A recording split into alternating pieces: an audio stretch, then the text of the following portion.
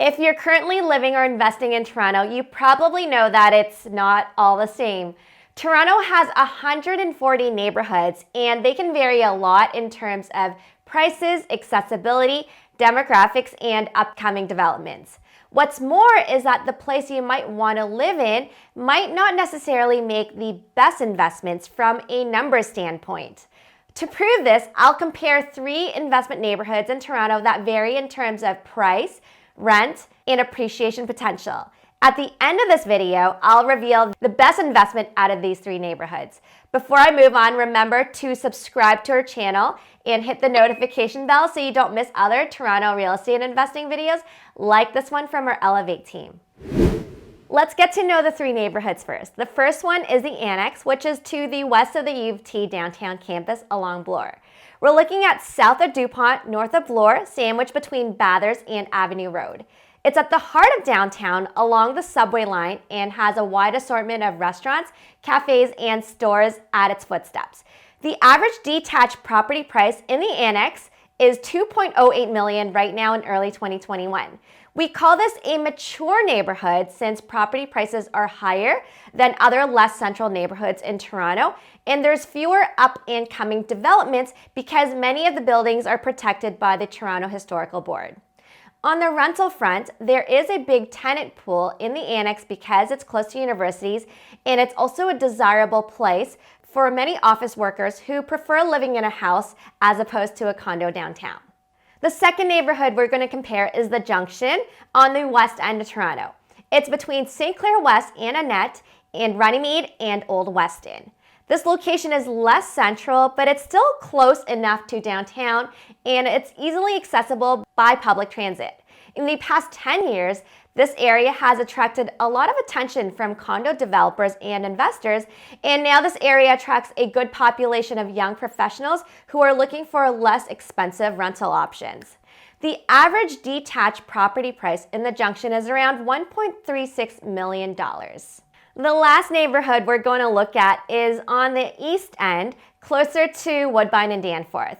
It's even further from the core compared to the Junction, but it's still easily accessible by public transit since it's along the Bloor-Danforth line. This area is developing and a few years behind the Junction as condo developers started investing heavily in the area in more recent years. The average detached property price in the Woodbine neighborhood is the least expensive at $1.245 million. Now that you know a bit more about the neighborhoods, the first thing we're going to compare these neighborhoods on is rent yields, and we like to use cap rates as a metric. If you want to learn more about cap rates, you can check out this video right here. Now, as a simple explanation, a higher cap rate simply means that you're getting better rent yields. Right now, in early 2021, the cap rate in the Annex is the lowest out of the 3 neighborhoods at 3%. On the other hand, the cap rates in the Junction and the Woodbine area are closer to 4%, so you're getting better rent income in the latter 2 neighborhoods. Now, this is why. When you're an end user owner, you're more likely to pay a premium to buy a property that has better schools and a better neighborhood. On the other hand, things like this aren't as important to renters, especially since a lot of them are in a different stage in life. They might be earlier on in their career, and many renters don't have kids, so they don't need to worry about things like schools. What this means is that rents don't differ as much by neighborhood compared to property prices. Because of this, you get lower rent yields in mature neighborhoods compared to properties that are lower priced and developing. Next, let's look at historical appreciation. The 10-year appreciation is actually not all that different.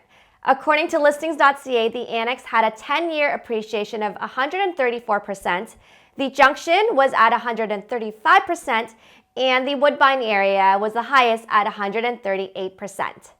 First off, the appreciation in all 3 locations have been amazing for a 10-year run.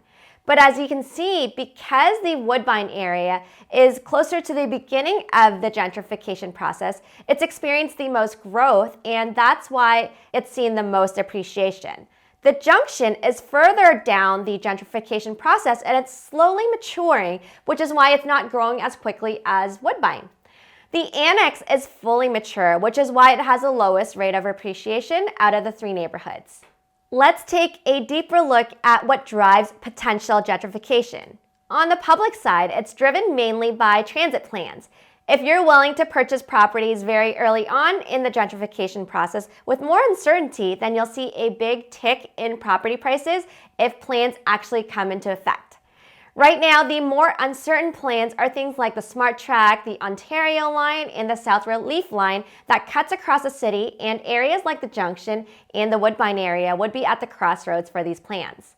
On the private side, condo developments attract a lot of new residents to the neighborhood, and they're typically young professionals. So if there's still more room for private developments, this will further increase density and improve the demographics. And once that happens, you'll see more businesses pop up, and this will continue to drive up property prices near those condo communities as well. You can look at it another way. Before gentrification, the growth is pretty much stalled, just like the flat part of the hockey stick. Once the neighborhood starts gentrifying, prices surge. Gentrification never lasts forever, so you'll see appreciation slow down again after it's fully matured. Now, because the Junction has undergone a longer period of gentrification, future private sector developments might be more limited compared to the Woodbine area. So we're closer to the top of the hockey stick. The Woodbine area is lower down the hockey stick, so it should see a longer period of higher appreciation. Finally, let's talk about value add.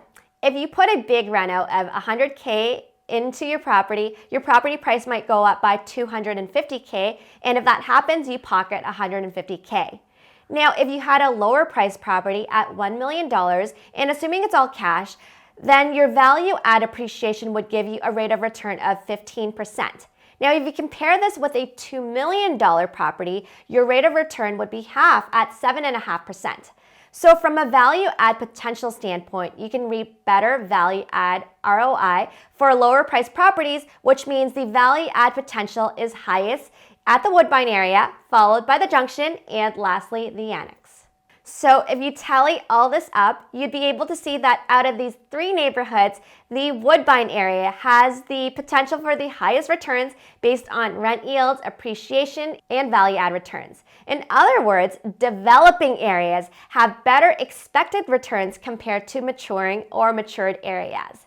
If you want to remember one thing from this video, remember this: the best or the most loved neighborhoods, the ones that you might actually want to live in, might not make the best investments. So it's important to keep this in mind when you're searching for investment properties. If you're looking to invest in Toronto real estate, we'd be happy to learn more about your requirements and preferences so that we can get you the best opportunities on the market. Feel free to reach out to us at the link I'll put in the description below. Remember to hit the like button to help us out, and share it with any friends that might like this video, and tag us at Elevate Realty CA. I wish you all the best in your real estate investing journey. Thanks so much for watching, and I'll see you in the next video.